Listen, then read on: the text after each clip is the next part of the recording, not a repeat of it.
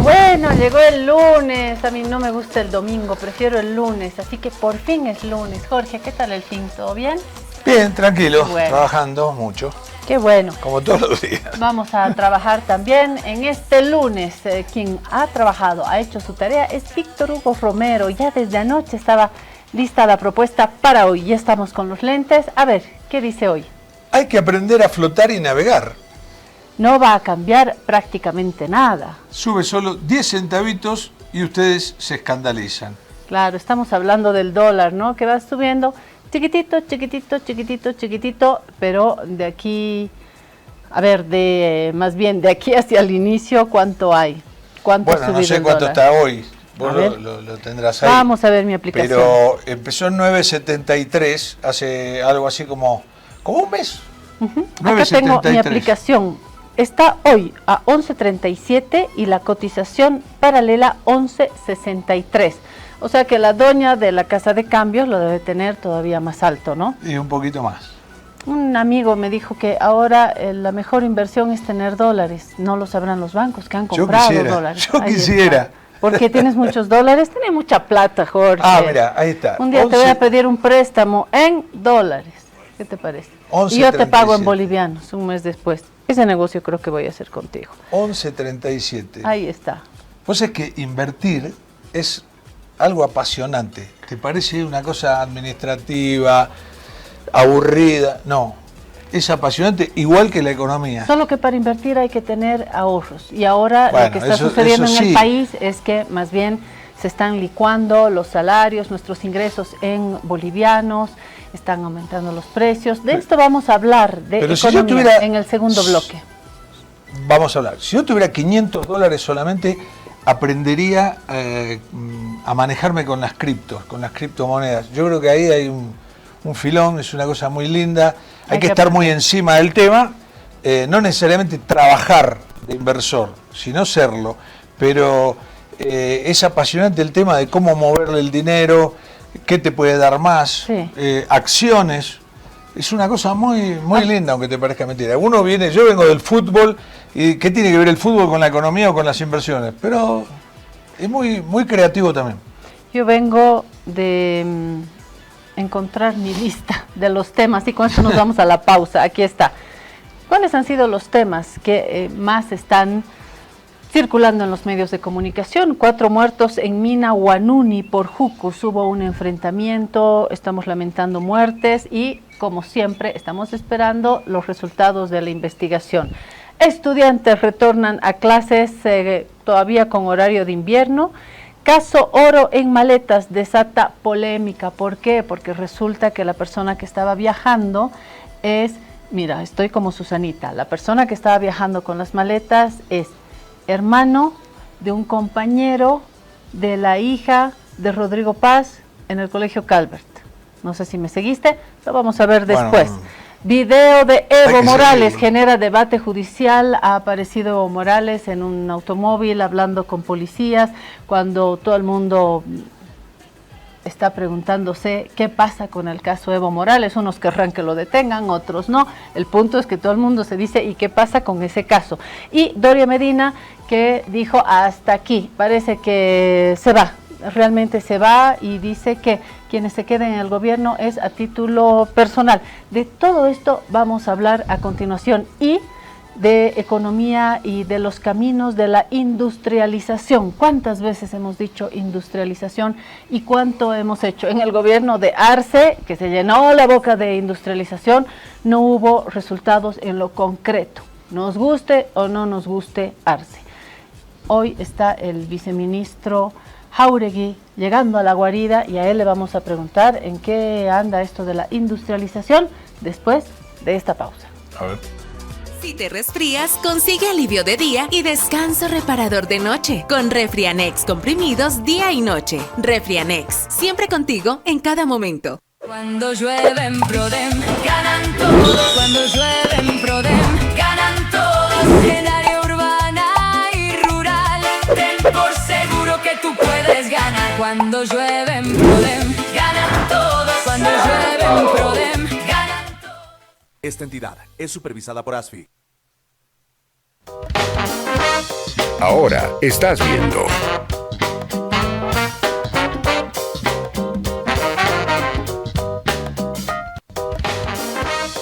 Continúas viendo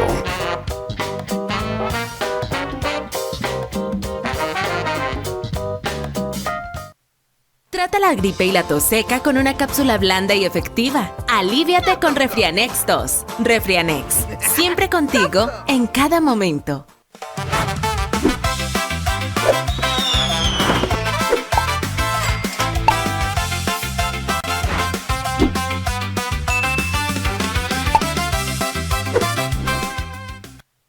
Esta entidad.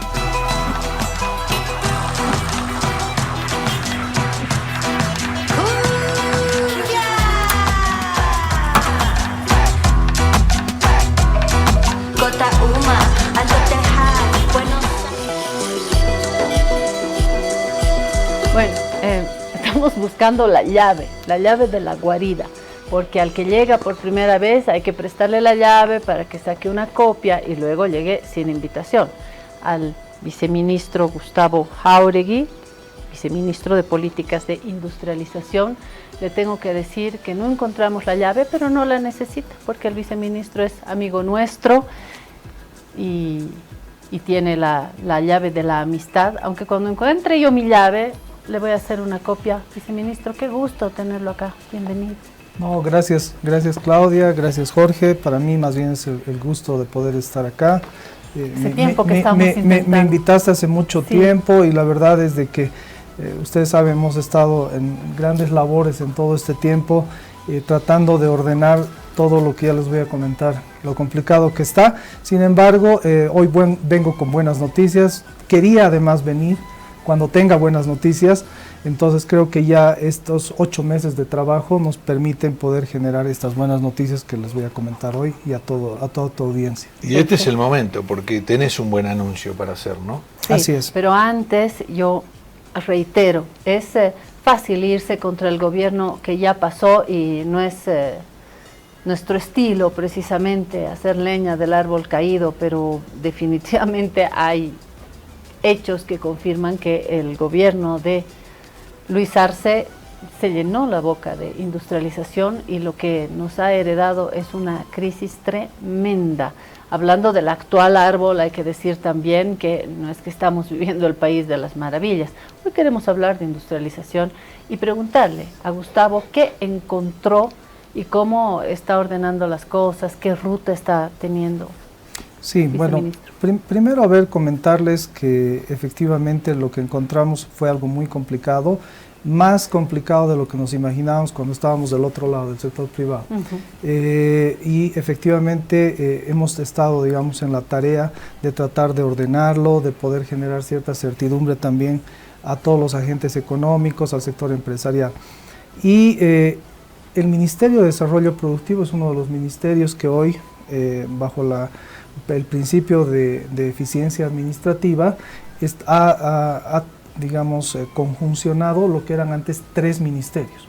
O sea, ese fue el primer hallazgo, es decir, todo lo que tenía que ver con la cadena productiva se veía en 3 ministerios, hoy uno solo, que es el Ministerio de Desarrollo Productivo, Rural y Agro. ¿Se ahorra tiempo y sobre todo se ahorra dinero así? Definitivamente este ministerio me imagino que debe ser uno de los que más ha recortado en cuanto a lo que es gasto operativo, estamos hablando de 44%. Que se ha recortado. Esa es una cifra que ya es una realidad. Que es importante. La meta propuesta por el Ministerio de Economía a todas las entidades públicas, y eso no es un secreto, era el 30% al menos. Entonces nosotros hemos buscado mayor eficiencia administrativa y hemos logrado el 44% y todavía continuamos en la evaluación porque se quiere llegar a mayor eficiencia aún. Pero aparte se ordena, ¿no?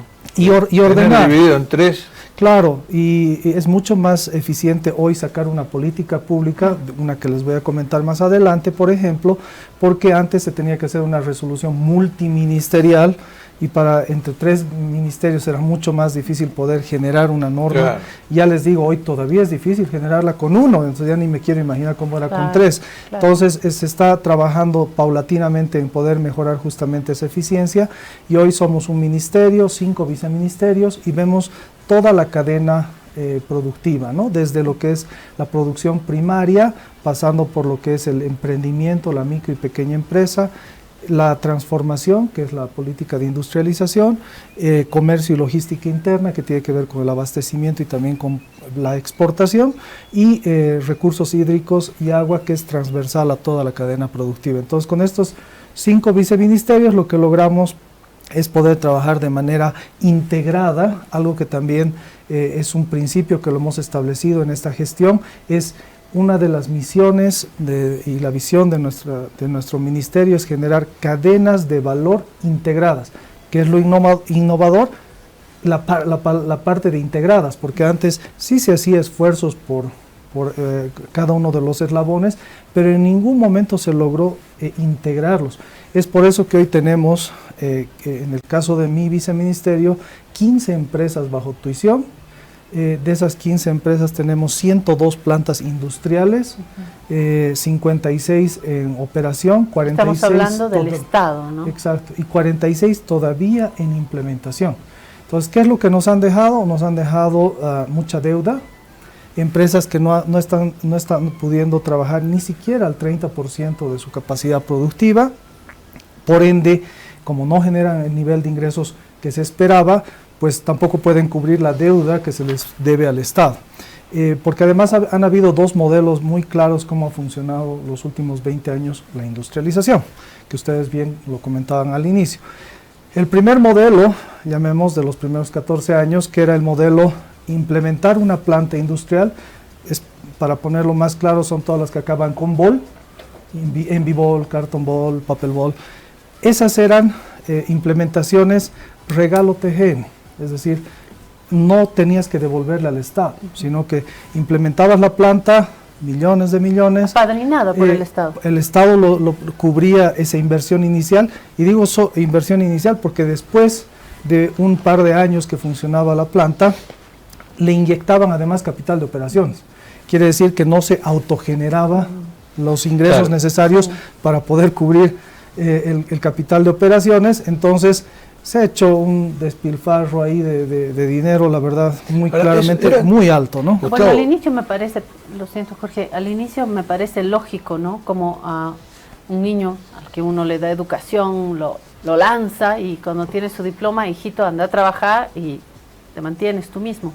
En el caso de las empresas, de repente puede tener sentido el dar un apoyo inicial, pero no que no sea un mantenido permanente, ¿no es cierto? Creo que ahí se hace la diferencia, ¿o no estás de acuerdo? Sí, en realidad yo creo que lo importante hubiera sido que el Estado se dedique al rol que tiene normalmente un Estado, y eso a nivel mundial. Que el Estado lo que hace es generar las condiciones, estimular para que las mejores condiciones para que la actividad privada desarrolle sus actividades, podamos tener un incentivo para los bolivianos que quieren invertir, que todavía hay, imagínate con las condiciones que hoy tenemos, que no son de las mejores, hay gente que quiere invertir, bolivianos, y bueno, también atraer capitales externos que vengan y puedan generar esa actividad privada que normalmente en el caso industrial tiene una particularidad, es intensivo en uso de capital y es intensivo en mano de obra. Entonces, ¿qué genera? Empleo y mucha dinámica, porque como hay mucha inyección de capital, pues también tiene un efecto multiplicador con servicios. ¿Cómo funciona? Vamos a poner el caso más cercano, el Perú. En el sur del Perú tienes una capacidad de micro y pequeños empresarios muy grande, que hacen metalmecánica y todo esto, que va a complementar a la gran industria. Entonces allá está conectada la gran industria con los micro y pequeños empresarios, que es lo que vamos a tratar de lograr acá en Bolivia ahora con esta nueva visión.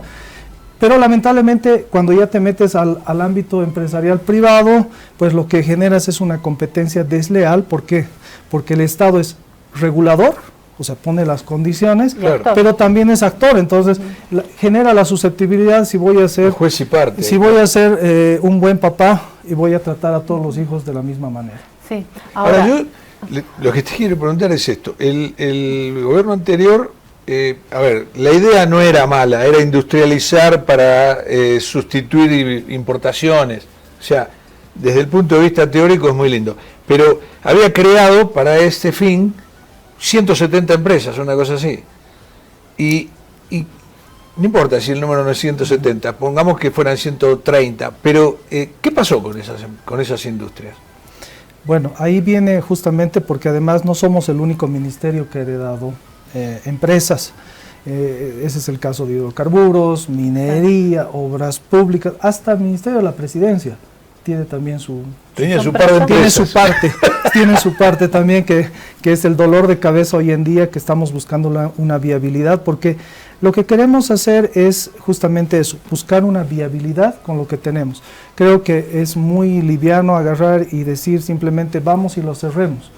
Y yo siempre digo, y lo digo abiertamente y francamente, como es mi estilo además normalmente, yo hubiera preferido que me den, cuando me nombran viceministro de Políticas de Industrialización, me den un decreto incluido, donde me digan, aquí están los candados y vaya a cerrar ustedes las empresas.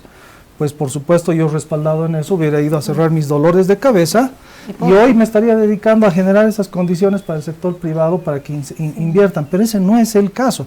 El caso es que hemos heredado el problema y ahora hay que ponerle una solución. Gustavo, he escuchado la anterior semana a un analista que decía, me gusta el gobierno, pero no está haciendo lo que se supone debía hacer. Y dice este analista, no estoy del todo de acuerdo, pero lo cito porque me parece que va a un encuentro de lo que menciona la autoridad. Dice, ¿para qué? Este gobierno ya debería haber cerrado todo. ¿Qué? Todo, dijo. Un poco me sorprendió, porque dijo, todo en manos privadas. ¿Qué YPFB ni qué YPFB? ¿Qué teleférico ni qué teleférico? A cerrar todo y a dejar en manos de la empresa privada, y el Estado hace lo que tiene que hacer. ¿Irías hasta ese punto, Gustavo, en tu concepción? Definitivamente no, por eso mismo les digo, o sea, para mí hubiera sido muy fácil, de hecho, que entrar y hacer todo, pues hubiera sido muy conveniente. El problema es que no ha sido así. Y tiene una razón de ser el por qué no también. Y siempre le explico cuando me toca explicarlo.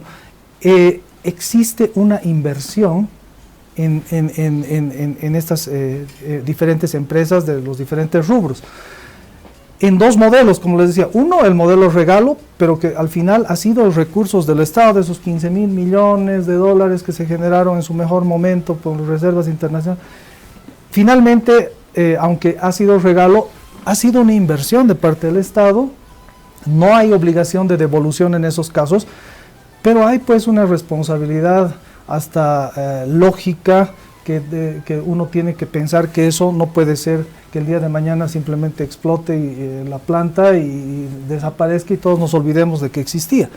Y por otro lado era el modelo B, que viene ya de la segunda etapa de los últimos 5 años, que ese sí era un préstamo, que han hecho préstamos. Hasta el Banco Central ha funcionado como un banco de primer piso, y eso ustedes lo saben, y ha generado el banco, a través del Banco Central de Bolivia, el Banco de Desarrollo Productivo y el Banco Unión, diferentes fideicomisos que han generado esos préstamos para seguir generando las plantas que tienen hoy una inversión y hay que devolver. No sé del Banco Unión, pero no es función del Banco Central, sin duda. Definitivamente no. Entonces, eso es lo que el ministro de Economía en algún momento ha escuchado y ha establecido claramente de inicio de gestión. Eso está, el Banco Central no vuelve a generar, digamos, uno de estos préstamos nunca más. Y debería ser nunca más, pero no solamente nunca más en estos 5 años, debería ser nunca más, nunca en la vida, porque no es la función, no es el rol. El Banco Central está regulando el tipo de cambio del que ustedes hablaban al inicio del programa, y ese sí es uno de los roles, el tema de la política monetaria, la política cambiaria, pero no tiene nada que hacer prestando dinero, además en proyectos, que les voy a ser franco, y ahí viene esa promesa de industrialización que no ha funcionado, en el hecho de que no han sido bien concebidos. Es por eso que tienes hoy plantas industriales donde no tienes materia prima.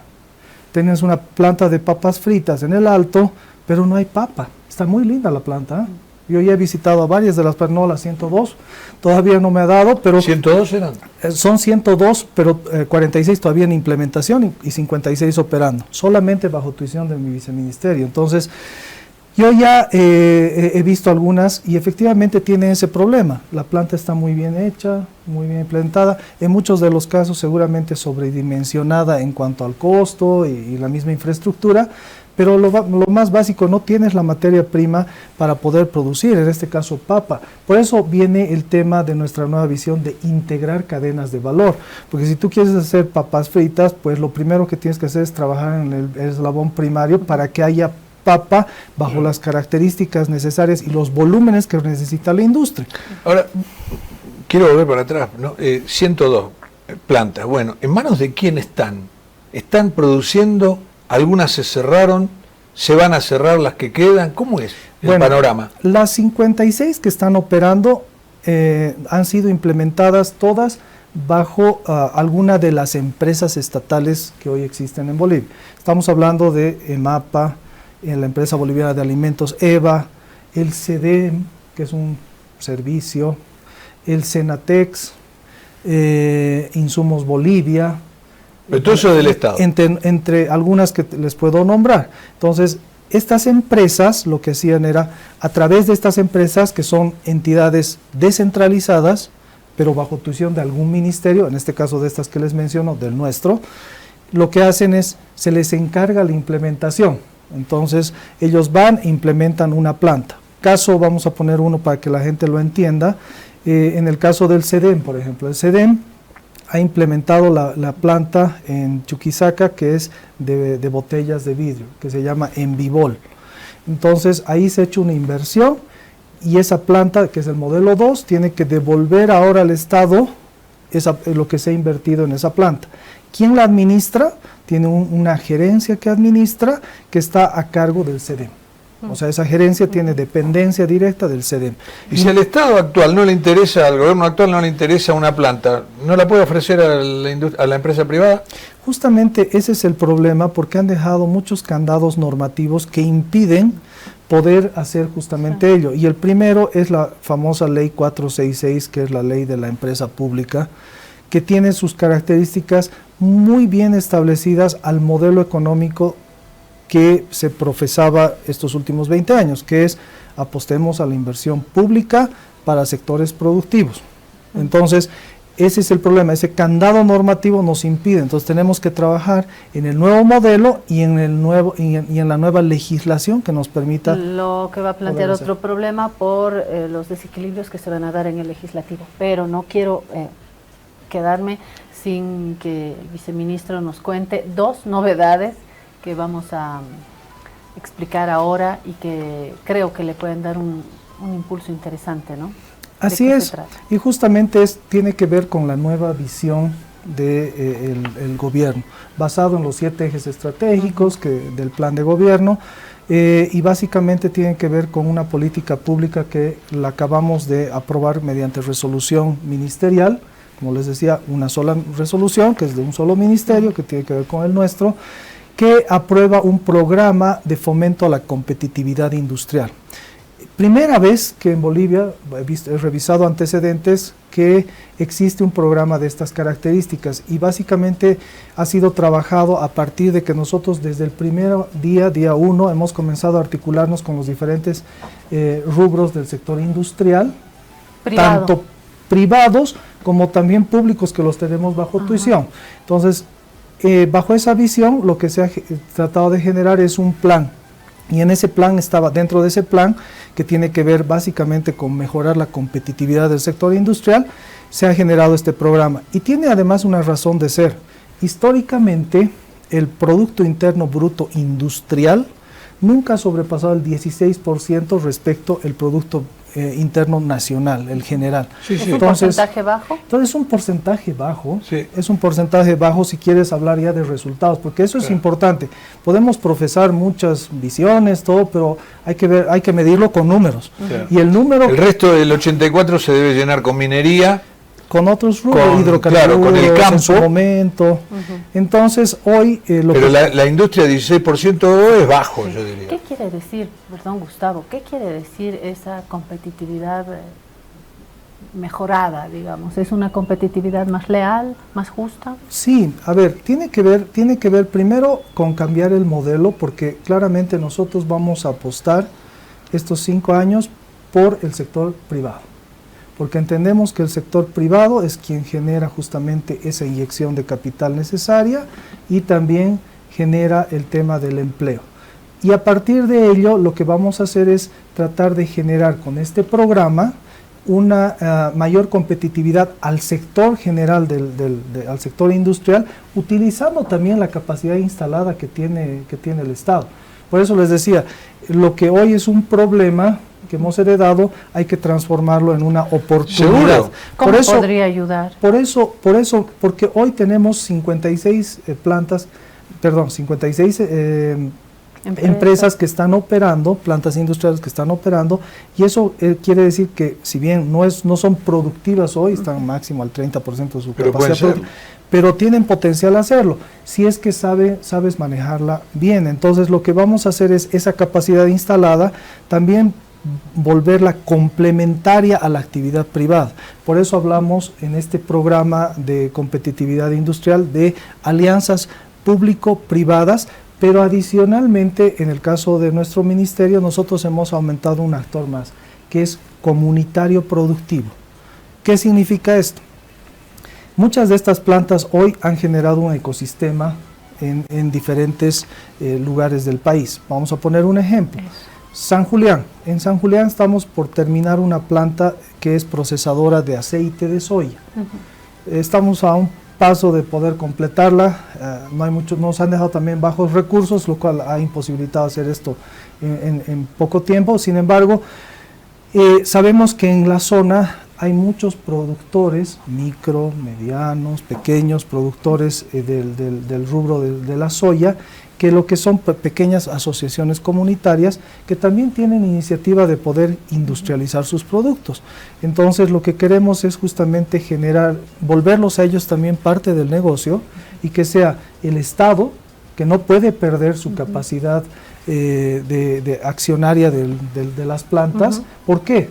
Porque tiene que devolverle al Banco Central, Claro, tiene que pagar su La inversión deuda. pagar la deuda. Entonces se hace una asociación con estos Exactamente. pequeños sectores. Con estos sectores y con el sector privado, quien es el que viene también a inyectar capital de ¿Cómo? operaciones. Me acabo de imaginar a un empresario más grande de soya que diga, usted ayudando a los chicos, ¿y dónde está la competencia mejorada conmigo que produzco? Y no es porque yo sea gran empresario que no tengo problemas. ¿Cómo hacen para triangular ahí con una empresa más grande? Justamente lo que se quiere buscar es la experiencia del sector privado, que digamos ya hay mucha gente que está dedicada a los diferentes rubros de producción, del desarrollo productivo en las diferentes áreas, aprovechar esa experiencia para los que quieren abiertamente en su momento, cuando tengamos la legislación, postular a poder administrar una de estas iniciativas, pero sin que el Estado pierda su capacidad accionaria de lo que es la planta. Y a la vez también el sector productor. O sea, se haría una venta de una mitad, digamos de un 49. En realidad como se hizo lo que anteriormente. se está ahorita analizando todavía cuál es el modelo más óptimo, pero incluso se podría generar esta alianza público-privado-comunitaria por la actividad del negocio y no necesariamente por quién es el dueño de la propiedad de la planta. Claro. Es algo como lo que ha sucedido con la ferroviaria andina y oriental hoy, que tiene un porcentaje en manos privadas y un porcentaje en el Estado, algo así. En ese caso ha sido pero una capitalización, porque lo que se ha hecho es ceder parte accionaria a un privado, que es quien viene a explotar la parte, digamos, del negocio. En este caso lo que se está analizando puede ser una posibilidad así, o existe la posibilidad de generar, si se puede generar una legislación que te permita hacer una alianza entre estos actores solamente para una actividad propia, porque no se olviden que si bien hay menos empresas de muchas plantas, cada actividad es distinta. Lo de San Julián es una cosa, lo de ASBA, que hace alcohol y azúcar en San Buenaventura, es otra actividad. Senatex, que hace textiles, es otra actividad. Entonces lo que se quiere hacer es tratar de generar un modelo que permita generar una alianza entre estos actores para una actividad particular como tal. ¿Ha habido un cambio en las gerencias que venían de, bueno, en este caso del gobierno de Arce? Sí, se ha cambiado porque básicamente también ha cambiado el chip y ha cambiado la visión. Claro, y lazos de confianza que se entienden. Hoy las empresas tienen que trabajar bajo otro concepto, muchas de ellas ya están generando algunas alianzas que les permita su legislación actual, que les permita trabajar con algunas plantas del sector privado, por ejemplo, o ser proveedoras del sector privado.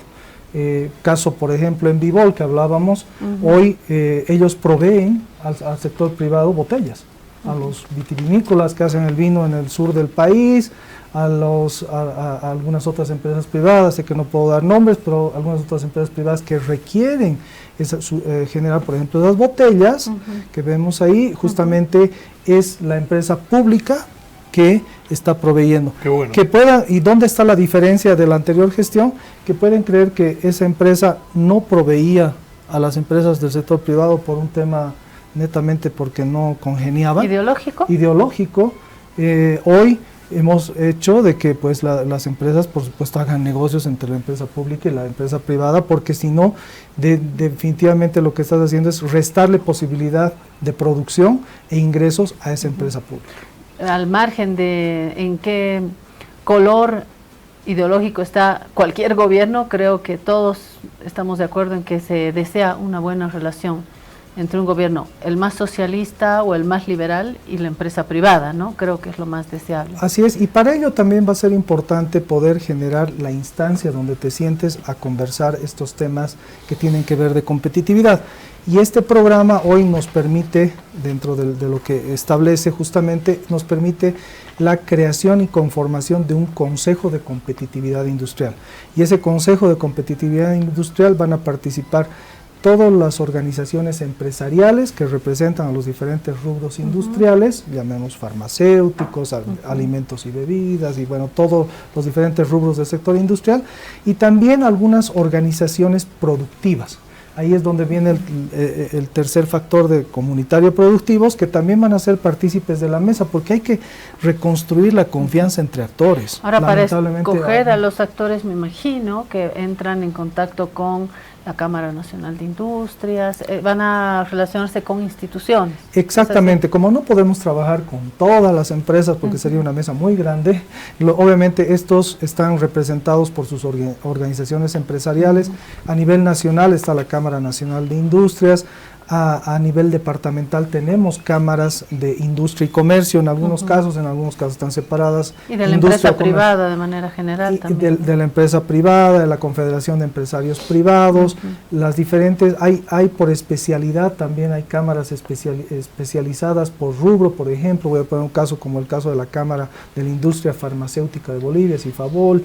Entonces, todas estas organizaciones que representan a los diferentes empresarios del rubro van a ser partícipes de la mesa, y también se va a invitar a sectores productores que van a ser parte también de esta solución. Ahí es donde se va a generar una hoja de ruta, una agenda de trabajo, que además lo que nos va a permitir, como es un ámbito institucionalizado, hacer seguimiento, porque hoy lamentablemente les tengo que contar, porque yo he estado sentado con muchos del sector empresarial, justamente como no ha habido una apertura los últimos 20 años de parte del Estado hacia el sector privado, hoy cuando ha cambiado el gobierno, pues ha habido una desesperación de buscar soluciones y demás, pero el problema es que no hay un orden. Entonces lo que yo justamente propongo es un trabajo con orden, con una agenda, para que el día de mañana también podamos decir, en esta mesa teníamos como meta hacer estas 5 cosas y estamos por la tercera, y la hemos cumplido. Se puede medir. ¿En qué áreas o en qué productos Bolivia es competitivo a nivel de exportación, a nivel internacional? ¿Y qué otras se pueden promover? Por ejemplo, digo, ahora que veía las botellas, el vino boliviano es bueno. No sé si sale al exterior. Café se podría llegar a exportar, ¿no? Pero esto es sobre todo en manos privadas. No, yo lo sé, pero bueno, están muy imbuidos de lo que se puede exportar o no. ¿Qué cosas son competitivas? Hoy tenemos muchos productos con bastante potencial, que algunos ya se están exportando, como el caso del café, por ejemplo, pero que todavía hay mucho potencial de exportar más, ¿no? Y buscar nuevos mercados. Hoy el café, por darte un ejemplo, está ahí al Japón, está yendo y está muy bien recibido y muy bien pagado además. ¿Por qué? Porque el café que estamos mandando no es en gran volumen. Nosotros no tenemos grandes producciones en cuanto a volumen, pero sí en cuanto a calidad. Entonces lo que estás haciendo es diferenciarte en ese nicho de mercado y ser más bien un café de altura, no por volumen, sino por calidad. Y tenemos el cacao, por ejemplo, que es muy reconocido y que lo que tienes que hacer es generar mayor justamente transformación para poderlo exportar no como materia prima, sino exportarlo con valor agregado. Valor agregado ya terminado. Sí, y para esto hay que tener interlocutores amistosos que te ofrezcan un intercambio fluido. Lo sabe Gustavo Jáuregui porque viene de la empresa privada, tiene una experiencia larga en comercio, es el mundo del que viene Gustavo. Y también los embajadores. Y sabe que meter un chocolate a Bélgica es Dios y su ayuda, ¿no? Porque tienen también una protección. Entonces, esa interlocución hay que trabajar. Sí, y hay mucho potencial, pero para ello también hay mucho tema de cumplimiento, y ahí viene el tema de competitividad. Porque hoy, por ejemplo, Europa, vamos a hablar de Europa en general, te está requiriendo, más allá de la calidad, de las certificaciones de calidad y demás, te pide además una trazabilidad del producto que tiene que ver con sostenibilidad. Y sostenibilidad es un concepto muy grande, economía circular, que las emisiones de CO2 en tu planta industrial. Entonces, tenemos que trabajar, yo sé que estamos comenzando en algo que todavía tiene un camino largo, pero hay que dar el primer paso, y justamente ese tema es algo muy importante, porque hoy que he tenido la oportunidad de ver otros ejemplos de otros países, específicamente también en Europa, he podido visitar, por ejemplo, en Alemania una planta de cemento que genera su propia energía, no utiliza la energía de la red pública. Es una empresa privada que genera su propia energía, además energía limpia. ¿Cómo verde, la genera? ¿Con paneles? En realidad combinan entre fotovoltaica y también generan a partir de los propios residuos que ellos generan. Interesante. O sea, se autogeneran con su propia basura, lo llamaremos así. Sí, un proceso similar al que hace, por ejemplo, la alcaldía con la cementera, que le manda los residuos, lo convierten en ¿cómo se llama? Como si fuera carbón, ¿no? Entonces, y más allá de poder generar el 100% de lo que ellos requieren, incluso les sobra para inyectarle a la red pública y la venden a la red pública. Claro, y le generan pues un índice de competitividad que definitivamente pues la pone ya del otro lado. Y eso es lo que se quiere lograr también aquí en Bolivia, porque además aquí tenemos una necesidad que ya la hemos identificado, que tiene que ver con la transición energética. Sabemos que el mar de gas ya no ha sido tan mar, entonces ya cada vez está más pequeño, y lamentablemente la industria nacional del consumo general de energía de toda la población, la industria consume más del 60%. Entonces el día de mañana, si se acabara el gas, pues va a ser un problema especialmente para la industria. Entonces, conscientes de ello, el sector industrial, buscar alternativas energéticas. Vamos a trabajar en el marco de este programa en buscar justamente cuáles son las condiciones necesarias que ellos requieren para invertir, porque requiere de una inversión, y también fuentes de cooperación, porque hemos estado en contacto con entidades de cooperación internacional que están dispuestas a colaborar, más bien hoy creen nuevamente en Bolivia y están dispuestas en colaborar para poder generar justamente esas condiciones para que las industrias puedan invertir en esa transición energética que les permita darles sostenibilidad en el tiempo. Queríamos traer a Gustavo antes y no se pudo porque, entre otros temas, tenía un viaje a Montevideo. Así es, ¿Qué Claudia. novedades hay? Jorge, les comento que bueno, esa es otra buena noticia también que bueno, está vinculada a la primera, y eso tiene que ver con que en Montevideo, Uruguay, los días 15 y 16 de julio pasados, se llevó adelante un foro de Latinoamérica y el Caribe con la verbena, la autoridad no la vivió. No, para nada, lamentablemente me dio mucha pena como paseño no poder estar allá, pero creo que valió la pena por el resultado. Este foro ha sido organizado por la Organización de Naciones Unidas para el Desarrollo Industrial. Como ustedes bien saben, como país nosotros somos miembros de la Organización de Naciones Unidas y específicamente esta que tiene especialidad en desarrollo industrial. No sabía de su existencia. Sí, bueno. Y ahí comentarles algo bien interesante. Nosotros, y me lo dijeron además allá el director general, que es un alemán, Gerd Müller, me dijo, ustedes tienen el privilegio de tener entre los pocos países un representante país, porque tenemos un representante país de ONUDI aquí en Bolivia, y no es que todos los países lo tienen. En el caso de Sudamérica solamente están Colombia, Bolivia y Uruguay. Entonces él me dijo, deberían aprovecharlo. Yo le di, y mi respuesta fue, yo ya lo aprovecho, porque además estaba con nosotros el representante, pero yo ya lo aprovecho desde el primer día que yo estoy en el cargo. Le digo, ¿por qué? Porque realmente yo creo que la vinculación y generar sinergias entre diferentes entidades es lo que nos va a permitir lograr los resultados que queremos. Y en ese foro, en el cual hubieron diferentes paneles, yo participé justamente en uno de ellos para mostrar cuál es la nueva visión industrial de Bolivia. Entre otras actividades, lo que se procedió fue a concretar el acuerdo país que se suscribe entre ONUDI y Bolivia para los próximos 5 años. ¿Qué consiste? ¿Y qué es lo novedoso de este programa país? Que justamente digamos, incluye esta nueva visión que tenemos nosotros, que tiene que ver, más allá de la sustitución de importaciones, tiene que ver con la competitividad, generar mayor productividad al sector industrial que le permita ser competitivo a nivel regional y a nivel internacional. Y la segunda parte de esa visión, que tiene que ver justamente con lo que hablábamos, generarle mayor valor agregado a sus exportaciones, que le permita ser competitivo en la región, que le permita ser competitivo a nivel internacional, y para ello incluye justamente ese ámbito que tiene que ver trabajar con sostenibilidad, economía circular y todos esos detalles, digamos, que vamos a ir trabajándolos. Y esto, por supuesto, ¿qué nos va a permitir? Este acuerdo país, a partir de su suscripción, nos abre una llave, hablando de llaves, muy importante.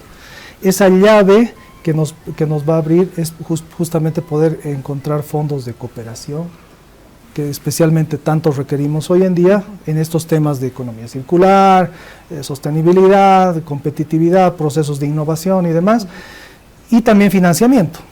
¿Y eso va al Estado, a la empresa privada, proyectos mixtos? Claro, eso van a ser proyectos que los vamos a manejar a través del ministerio, o de mi viceministerio en algunos casos, pero siempre articulados con el sector privado, porque hoy estamos trabajando en la mesa todos los actores y el sector comunitario también. Y ahí, para ponerles un ejemplo y no dejarlos también de lado al sector productivo primario, hemos estado en contacto con varios actores y organizaciones sociales que tienen que ver con desarrollo productivo comunitario, y ellos también tienen expectativa, porque dicen, bueno, nosotros tampoco hemos sido partícipes de ningún beneficio los últimos años, y así nos los han establecido. Entonces, y ellos básicamente lo que necesitan es generarles mayor innovación, que tengan acceso a tecnología. Les hemos llevado a ver algunos proyectos que seguramente en otro programa tal vez los podemos mencionar, proyectos donde ellos pueden generar producción, no solamente para su propio abastecimiento y subsistencia, como lo es hoy en día en el occidente del país. Entonces, es a partir de la implementación de nueva tecnología que le hemos ido a ver en sitio, aquí muy cerca de La Paz, ellos se han quedado así, no sabían que existía este tipo de tecnología que les permite producir los 365 días del año, producción de tomates, pepinos y cualquier producto que tú quieras hacer, pero para ello tienes que invertir y ellos no tienen forma de tener acceso a financiamiento, porque muchos productores en el sector occidental no son productores privados, son TCOs. Entonces, como comunidad, ellos no pueden acceder a financiamiento. Entonces, ahí estamos trabajando para generar algunos productos que sí les lleguen a ellos sí puedan generar esa actividad privada y básicamente lo que hay que hacer es volverlos empresarios. Claro. Y Gustavo, estás conociendo, me imagino, un mundo muy diverso. Eso es lo interesante cuando decimos industrialización, y no es una palabra vacía, el empezar a conocer mundos que de repente no te eran tan familiares. Propongo hacer una segunda con el viceministro, total, la próxima, para conocer ejemplos.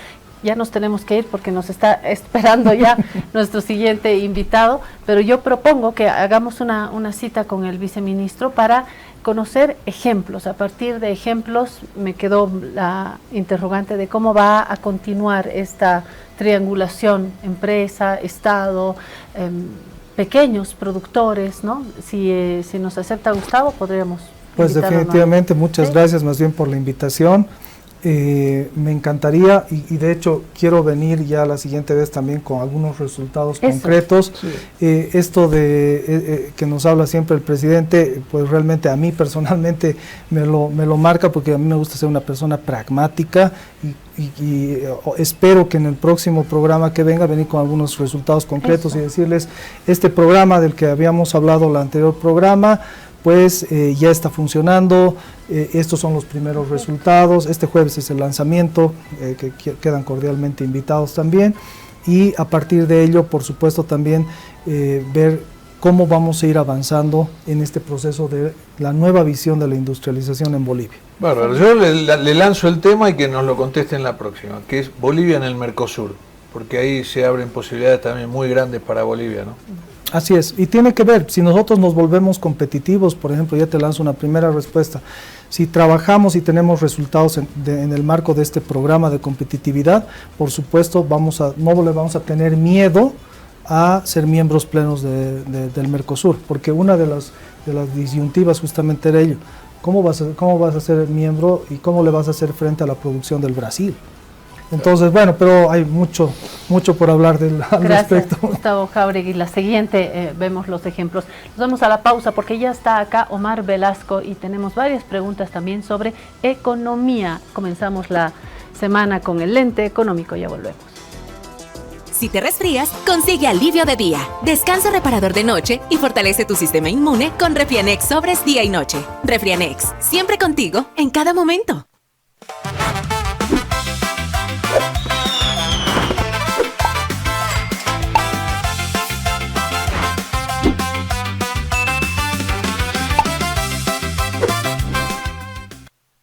Esta entidad es supervisada por ASFI. Ahora estás viendo.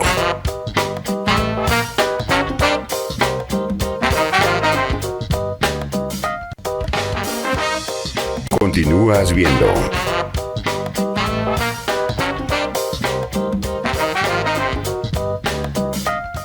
Alivio efectivo a todos los síntomas del resfrío con Refrianex comprimidos tradicionales. Refrianex, siempre contigo en cada momento.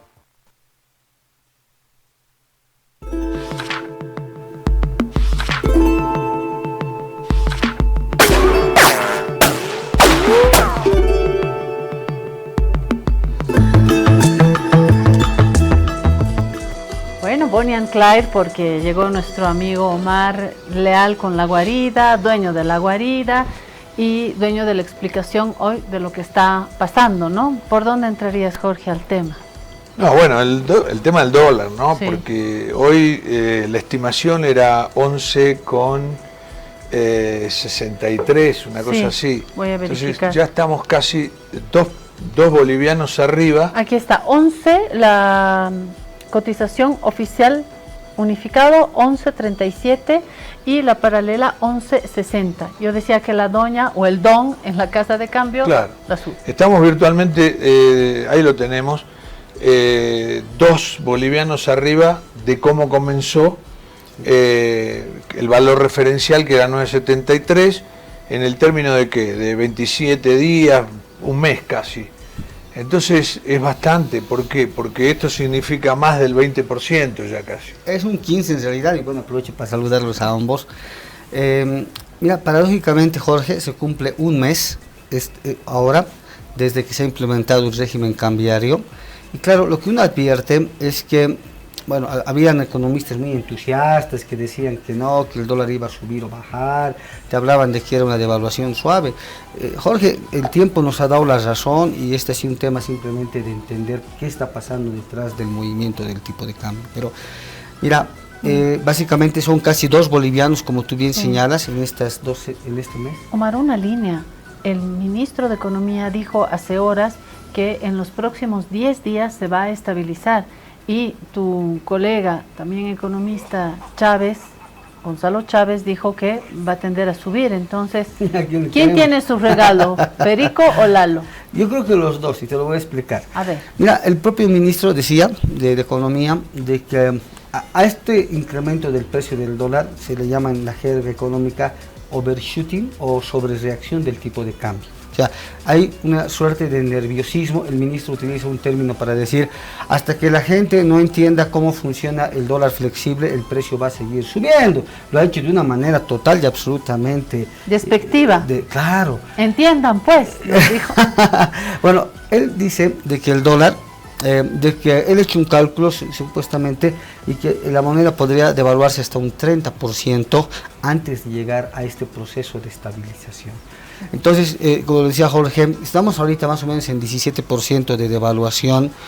Yo veo de que manteniendo esta tendencia en el mes de agosto, estaríamos hablando de un dólar muy pegado a 13 bolivianos, probablemente, ¿no? Entre 12.50 y 13 bolivianos, y probablemente recién ahí es donde se va a cumplir esta segunda hipótesis, ¿no? De que mágicamente y luego de algunos, digamos, artificios contables, el precio del dólar comenzaría a disminuir, porque la apuesta más riesgosa que el ministro ha dado no es que va a haber una normalización. Ha dicho de que el dólar podría incluso bajar a 9 y 10 bolivianos, lo cual yo no veo que sea, o sea, no encuentro... Que sea real. Ni con inyección, ni con los préstamos y una inyección de dólares. No, para nada, ¿No? para nada. Porque mira, una economía, más que todo una economía con el modelo liberal, neoliberal, que es lo que un poco el gobierno está tratando de impulsar, tiene solo 4 fuentes de recursos. Tienes la inversión extranjera directa, las exportaciones, el turismo y el endeudamiento. Bueno, la remesa también puede ser. Claro, eso siempre había, ¿no? O sea, pero si tú te vas a estas cuatro fuentes de financiamiento, lo que tú vas a ver, Jorge, es que no hay manera que en el corto plazo esto se pueda incrementar de una manera sustancial, que no sea proveniente del endeudamiento externo, que básicamente ese sería, ¿no? Hoy el mecanismo que el gobierno está tratando de impulsar. Una cosa que es preocupante, digo, a mí lo que más me inquieta siempre en todo proceso económico de país es la inflación. ¿Por qué? Porque la inflación te quita poder adquisitivo al pueblo, a la población, y hoy leíamos en la tapa de un diario que en el último año... De la prensa, ¿no? En la prensa, sí, en un año, no solamente en este gobierno, sino parte también del anterior, bueno... 1 millón más de bolivianos pasaron debajo de la línea de pobreza. Porque ¿sabes cómo? Esto hay que explicarlo, ¿qué es la línea de pobreza? Si vos no podés mandar a tu hijo, no podés pagar el seguro del auto, o no podés mandar a tu hijo a un colegio privado, o no podés tener un cable, bueno, hay una serie de cosas que no podés hacer porque ya no te da, entonces pasás debajo de la línea de pobreza. Seguís viviendo en la misma casa, te pones el mismo saco, yo qué sé, pero ya estás en una categoría técnica de pobre. Sí, sí. Pero además hay una, no es solamente técnico, es real. Hay cosas que ya no podés. La inflación va carcomiendo el poder adquisitivo de todos los días. ¿Y qué pasa? La suba del dólar va acompañada de la suba de los precios, ¿no? Y luego los precios no bajan. Y nosotros tenemos acá, como país limítrofe de la Argentina, que ha sido un drama toda la vida, la suba del dólar y la suba de la inflación. Eso no es de ayer ni de antes, hace 60 años que viene pasando lo mismo y es una lucha contra la suba del dólar y contra la suba de la inflación, que ha, ¿cómo se llama?, carcomido el poder adquisitivo de la gente. Entonces, este es el problema que yo veo que enfrenta la economía real con relación a la suba del dólar, ¿no? Sí, sí, al final, porque uno puede hablar abstractamente y como tú dices, al final el impacto se siente en el bolsillo de la población. Mira, el año pasado hemos tenido un incremento de precios de la economía en general de 20%, pero si ves vos digamos por divisiones, la inflación de alimentos ha sido prácticamente del doble. Mira, el dato de pobreza que tú mencionas... Claro, es lo más acuciante, los alimentos. No, que es lo que golpea a la gente que menos tiene, porque todos comen. 80% de los ingresos de los 3 deciles más bajos de ingresos los destinan principalmente para alimentos. Entonces, claramente son los sectores más golpeados por la inflación. Bueno, el último cálculo que el gobierno ha sacado de pobreza implica que ha tenido un aumento de más o menos 7 puntos. 7 puntos de pobreza, llevado esto al número de habitantes, implica 800 millones de pobres en un año. O sea, si tú ves la década anterior, hemos tenido una salida exitosa de pobreza, 2 millones de personas salen de la pobreza, entran a estos sectores de clases medias vulnerables, pero en un solo año sorprende que haya un retroceso tan rápido de esta ganancia de ingresos. Porque hubo mucha inflación. Claro, bueno, incluso yo veo que el dato está de alguna forma un poco subvalorado, porque la línea de la pobreza en el cálculo del INE se incrementa en 27%. Te repito, o sea, la inflación del año pasado de alimentos ha sido prácticamente de 40%, haciendo un recálculo, porque además esta encuesta, el dato del INE, es justo a partir de una encuesta que se hace a mediados del año pasado. O sea, quiere decir que esa encuesta ya está superada por la realidad actual. O sea, hoy yo calculo sin mucho, digamos, con mucha certeza de que la proporción de pobres en el país prácticamente es de cerca de la mitad de toda la población boliviana. Sí, te lo voy a decir, es más de 5 millones porque salió también en la tapa de la prensa. Pero bueno, aparte de otra cosa, el hecho de que el índice general de inflación sea del 20% en un año, pero los alimentos son del 40%, es muy, muy grave porque la gente pobre, la gente de más abajo, no cambia el auto, no se compra tanta ropa, no sale a comer afuera, no va al cine, yo qué sé, pero sí consume alimentos. Lo que más consume es lo que más aumentó. Sí, ¿no? Sí, Esto es lo grave. ¿Vos crees que haya una regresión por la marcha de la economía, que pueda bajar el dólar y que también pueda bajar la inflación?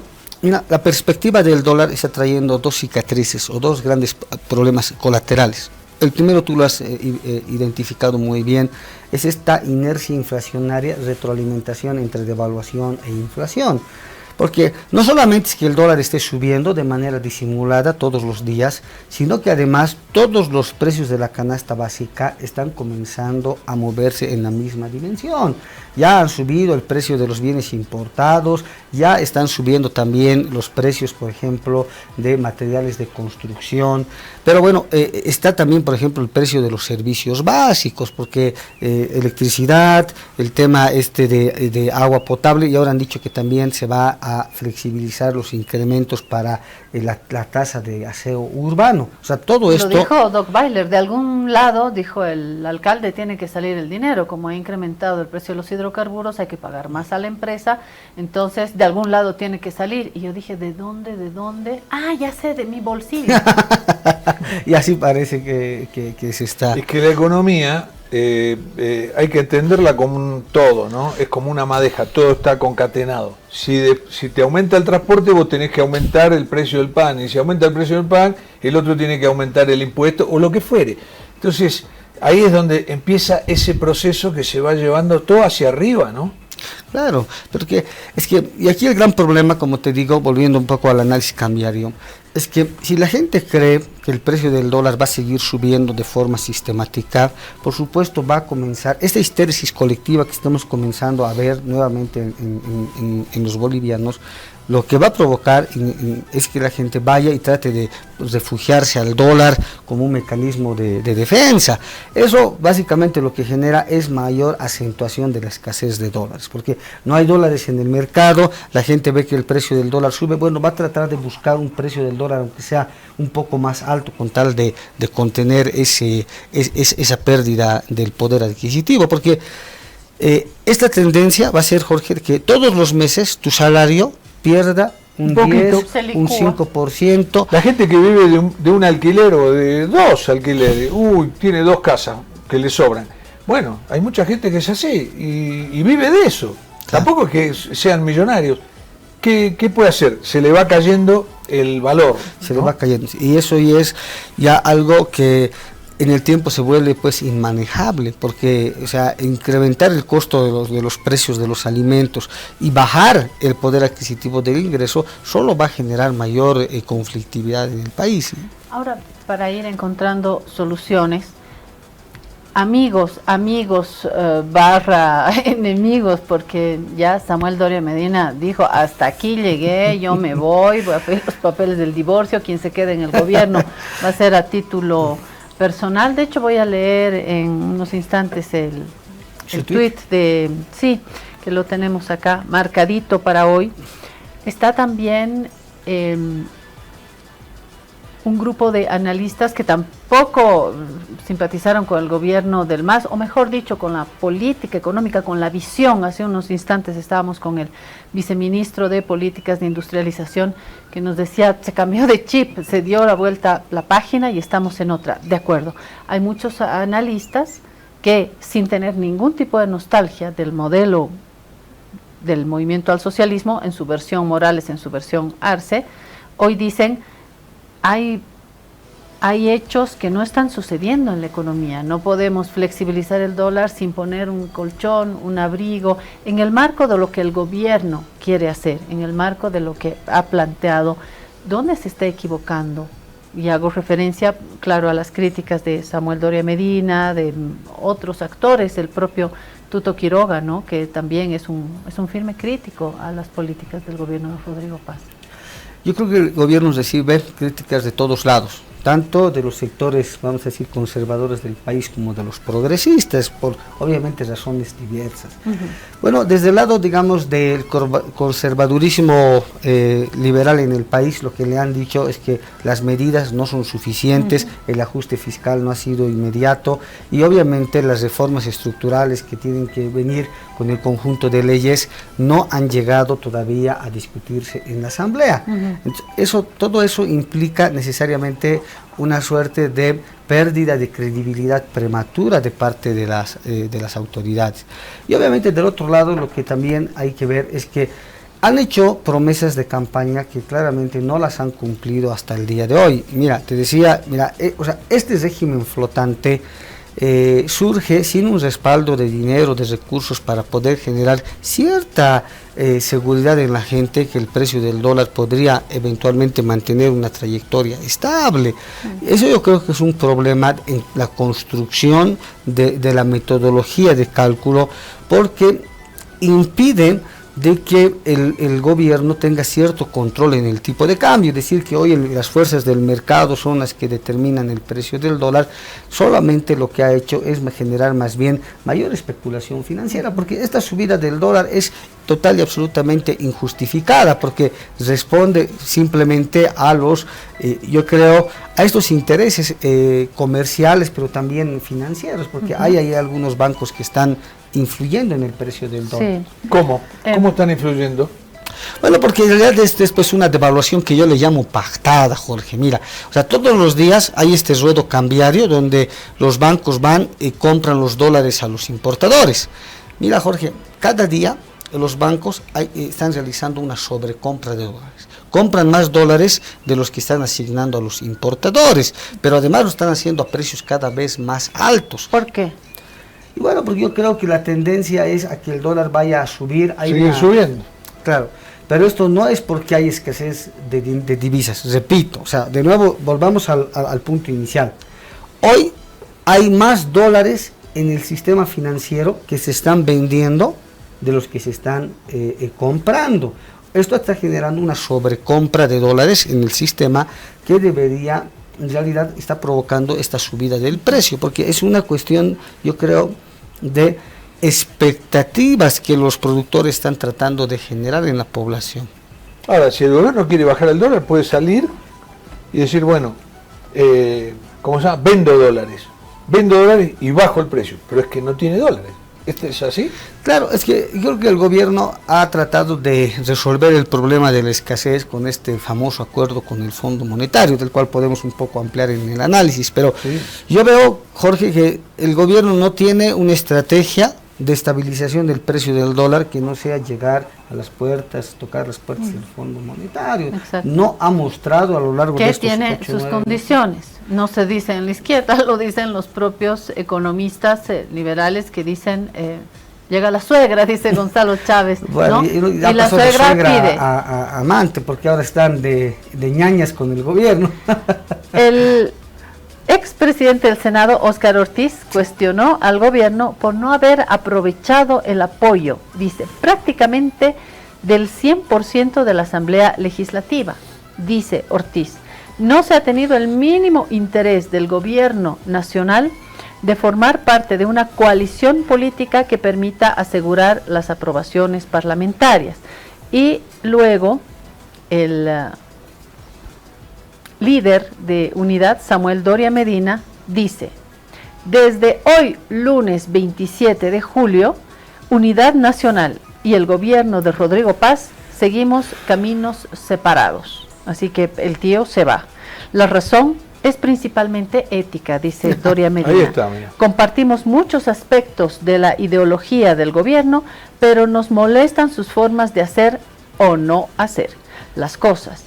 También nos preocupa la corrupción, mal y eterno y general, que por eso mismo debe enfrentarse de una manera decidida, lo que consideramos que no se está haciendo actualmente. Los militantes de Unidad Nacional que sigan en el gobierno después de hoy actuarán de forma personal y no comprometerán al partido. En el Parlamento haremos oposición constructiva. Esto significa que apoyaremos las medidas que apunten a un cambio de modelo y que no conspiraremos en contra de la estabilidad del presidente. A Rodrigo le deseo lo mejor, en especial que supere los problemas y deficiencias que nos han llevado a este punto. Alas y buen viento, le dice a Rodrigo Paz.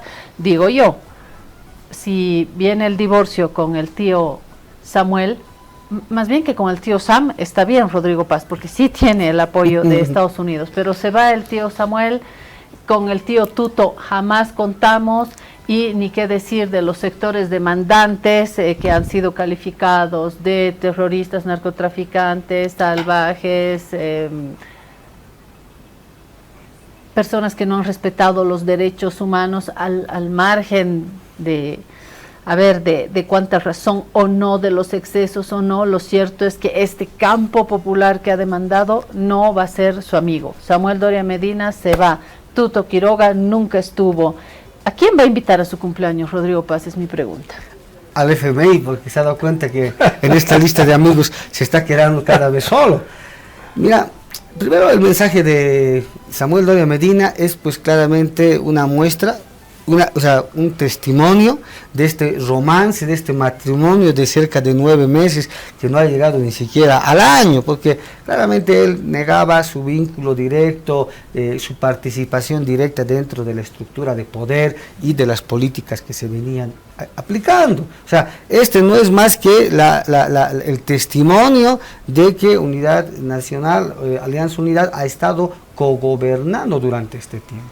Pero además, yo creo que lo hace en el peor momento. Esto también lo veo como algo muy negativo, porque Bueno, habría que primero entender cuáles son las razones del señor Doria Medina, ¿no? Si esto realmente se debe a él, si es un acto de fe, de tratar él de, más bien, digamos, de limpiar un poco su imagen por estos meses, por la gestión, yo creo, bastante venida menos del presidente. Tiene que ver con el tema del transporte de oro, el escándalo de estos, ¿no?, de estas maletas, que probablemente podría tener también alguna connotación política en el país, o probablemente esto es, digamos, una división en cuanto a lo que Samuel Doria Medina entendía como las medidas de ajuste, y no está probablemente también de acuerdo con las imposiciones del fondo, porque muy probablemente también aquí la decisión de que el fondo comience a cogestionar la economía boliviana podría ser el trasfondo de esta salida prematura. Ahora, ojo que tenemos también otros casos que están contaminando y presionando al gobierno. No necesariamente tiene que ver con el dólar, tiene que ver con investigaciones. Seguimos esperando resultados de las investigaciones del caso de las 32 maletas que no sabemos cómo nos llegaron, no se revisaron.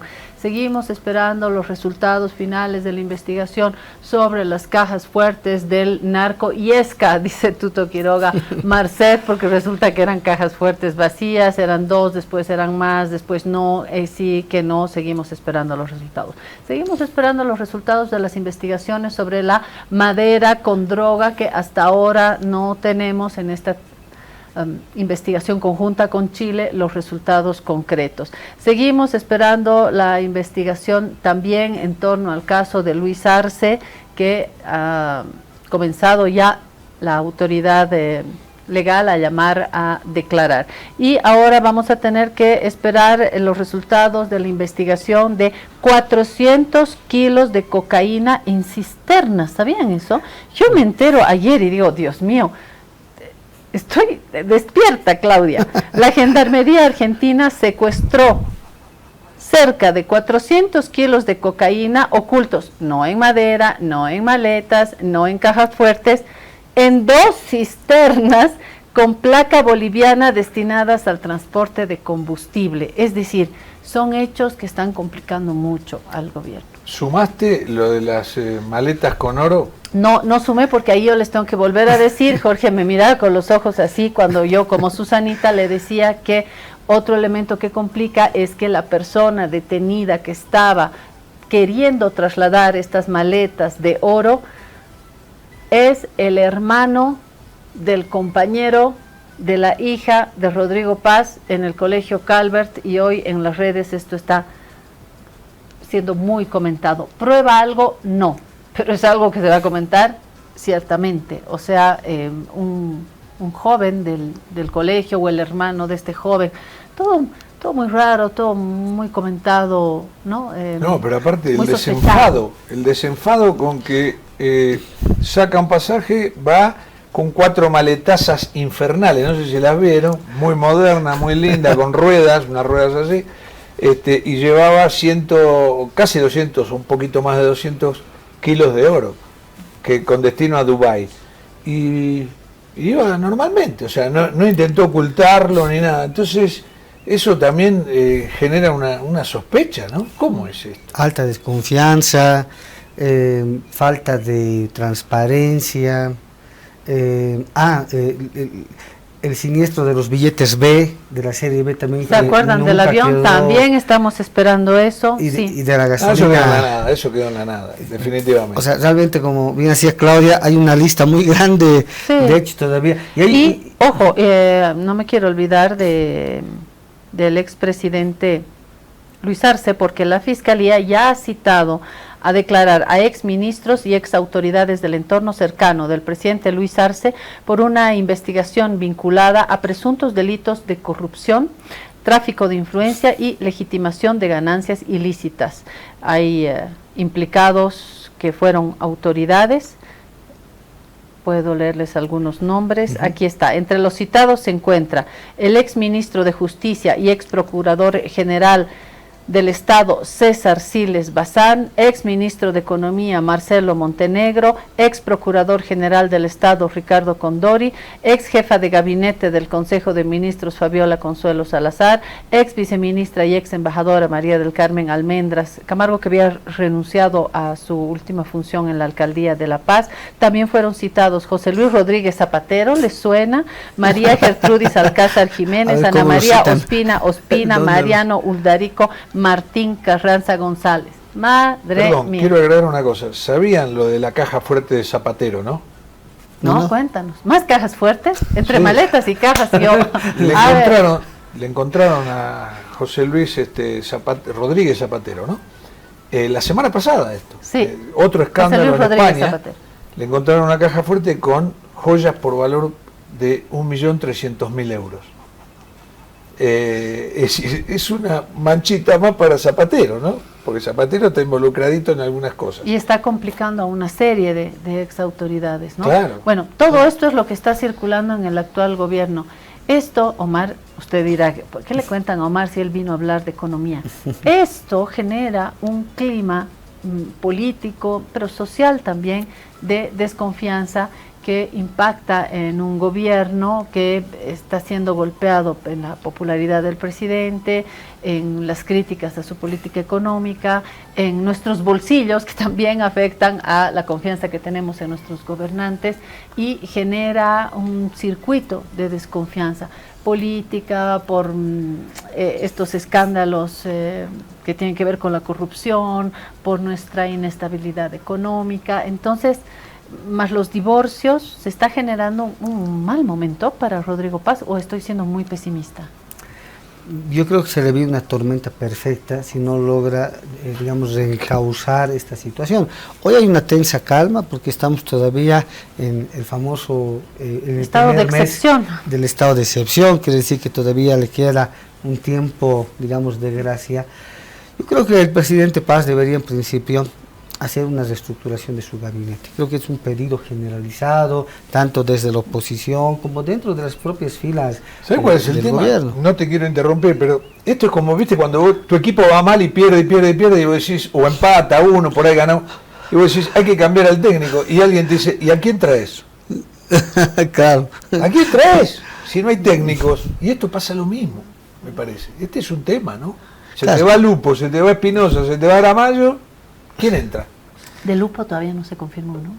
Bueno, ya es como, ¿cómo se llama? Crónicas de una salida anunciada. Pero más allá de eso, Jorge, es que primero yo creo que como técnico, primero tiene que ser los cambios para evaluar si realmente los puede superar, porque hoy, claro, quien lleva el mayor costo de la carga de la gestión es el presidente, pero en realidad son sus ministros, hay yo creo que colaboradores inoperantes que no están comprometidos con la gestión del presidente Paz. Yo creo que, te digo, o sea, en principio, yo creo que el presidente tiene que tratar de volver a repensar la estructura de su gabinete, porque han dicho que hay algunos ministros que tienen superpoderes, ¿no? Eso también fue parte de las denuncias que salió a decir de forma picante la anterior semana don Samuel Doria Medina, haciendo alusión de que en su estructura mental, Lupo tenía que haber jugado un rol mucho más decisivo en la toma de decisiones, pero aparentemente a Lupo lo han de alguna forma excluido y yo le estaría cumpliendo una función mucho más administrativa y no de decisiones importantes. Voy a ¿no? volver a ser de Susanita, hay quien dice que ni siquiera se hablan entre algunos ministros, ¿no? A saber, Espinosa, Lupo, el poder del canciller Aramayo también está visible como primer ministro, ¿no es cierto?, en el gabinete, pero además falta el de defensa, Aramayo es el ministro interino. Ahora falta turismo porque Doria Medina se llevó su pelota, retiró, es conocido por todo el mundo que la hoy ex ministra de Turismo es una persona allegada, era ministra y la retiró. Entonces, ¿quién va al ministerio? Va Aramayo. Tiene mucho poder, ¿no? Sí. Y mucha confianza el presidente. Acordate que se fue esta señora García, que era la ministra de Educación. De Educación también. Claro, ¿no? en el periodo del conflicto. Y no son- antes no son hidrocarburos, pocas, ya es- ¿se acuerdan? Hidrocarburos con Medinaceli también. un cúmulo Habría que de ver, salidas. porque parece que hace como una crisis de gabinete en cámara lenta, porque hasta acá ya sumamos hidrocarburos, educación, turismo, de Trabajo. repente presidencia, Sí, como trabajo, el cambio. ya van 5 ministerios, viceministerios más. En lugar de tener un cambio así en cámara lenta, de repente conviene dar un golpe, sacudón. un sacudón. Sí, Puede ser, lo ¿no? que hacen, ojo, esto es una cosa muy normal en todos los gobiernos del mundo. A un cierto periodo hacen un cambio de gabinete, no todos, pero hay una transformación del gabinete, ¿no? Claro. Estamos en el borde, no, ya nos pasamos No, del ya borde. nos pasamos. Chau, te tengo que dejar. Ha sido un placer. Gracias, Omar, Claro, gracias, y gracias a ustedes que nos han acompañado en este lunes con economía y algo de política. Mañana nos vemos.